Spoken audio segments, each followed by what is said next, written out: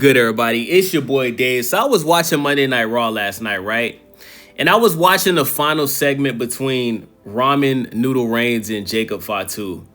And all I was thinking to myself is, why is this match even happening, right? For those that don't know, Roman Reigns is about to defend his World Heavyweight title for the first time against Jacob Fatu, right? At WrestleMania, Jacob Fatu defeated Drew McIntyre, and I was expecting Jacob to go after Cody Rhodes' WWE Undisputed title. I was expecting it to be revealed that Cody Rhodes was the one that actually attacked Jacob Fatu backstage and knocked his teeth out, so Cody Rhodes could finally turn heel.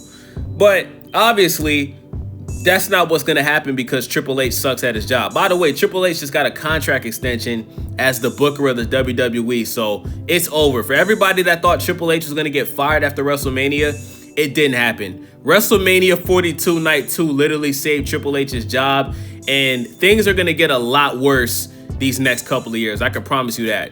So, last night, bruh, and it took me a while to realize this, bruh.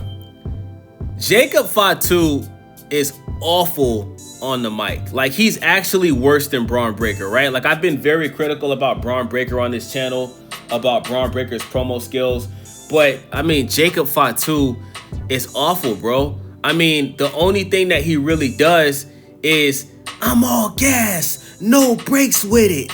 Yada I mean, I'm gonna whoop your ass. Like, that's all he does. But when it's time for him to actually cut a good promo, the only thing he ever does is bring up the fact that he was in jail. Like, Jacob Fatu, you've already told us over 100 times in the past 6 months that you were in jail, you were watching your cousins, the Usos, wrestling, and when you came out, that inspired you to pursue a wrestling career. How many times are you going to bring that up? That was the number one thing you kept bringing up when you were facing Drew McIntyre. Like, Jacob Fatu, at some point, bro, you need to learn how to cut a promo and to say things that are original and stop recycling the same garbage over and over, bro. You gotta stop doing it. You know what I'm saying? Like, in this match between Roman and Jacob, it doesn't make any sense because, like, last night, Jacob brought up the fact that he said that, oh, Roman, you didn't call me before my Mania match. When in all actuality, why would he call you for his Mania match when he was at Mania? Jacob Fatu already told people that Roman Reigns actually gave him advice in a prep talk before his match because he was so nervous. So you're lying. You're literally lying, and you're making it obvious that you're lying, bro. Kayfabe is dead. He brings up the fact that, oh, you know, when I got out, Solo was the first one that called me. Solo brought me into the business. Okay, so why did you turn on Solo Sikoa? If Solo Sikoa brought you into the business and he's the reason why you left MLW and signed with the WWE, then why did you turn on Solo? Because you turned on Solo Sikoa, you costed Solo Sikoa a match, I think where a title was on the line, and then you eventually won the United States title. You had the title for about 2 months, and then you lost the title to Solo Sikoa. So why are you coming at Roman Reigns and you're bringing up Solo Sikoa when you're not cool with Solo Sikoa? Does that make any sense to you guys? This is the problem with the WWE in 2026. Nothing makes any sense. Everything is just all over the place, bro. They start things and they don't finish it. And then the things that don't work, the things that people don't care about, like the MFT versus the Wyatt Six, we had to watch that crap for like a year straight, and the Wyatt Six just got released from the WWE. Thank God, bro. Thank God. But this match, bro, it just doesn't make any sense, man. It doesn't make any sense. Jacob should be going after Cody's title, not Roman Reigns, because we all know that Jacob Fatu doesn't even have a chance of winning this match. He's not winning this match, bro. Roman Reigns is gonna win, and then what's gonna happen after that? And by the way, isn't Jacob Fatu on SmackDown? Why all of a sudden is Jacob Fatu on Raw now? He's a SmackDown member. Now all of a sudden he's a member of Raw? Really? And there's so many other things that you could do with Jacob Fatu right? If you don't want to book Jacob versus Cody, which I don't get why they don't want to do that, because Cody is still the top babyface in the company. Jacob Fatu was one of the top heels in the company. Okay, let's get a match between Jacob Fatu and Obafemi. But they want Obafemi to just destroy everybody in 5 minutes, so they don't want to do that because it'll hurt Jacob Fatu's character. Okay, well, let's get a match between Jacob Fatu and Trick Williams for the United States title.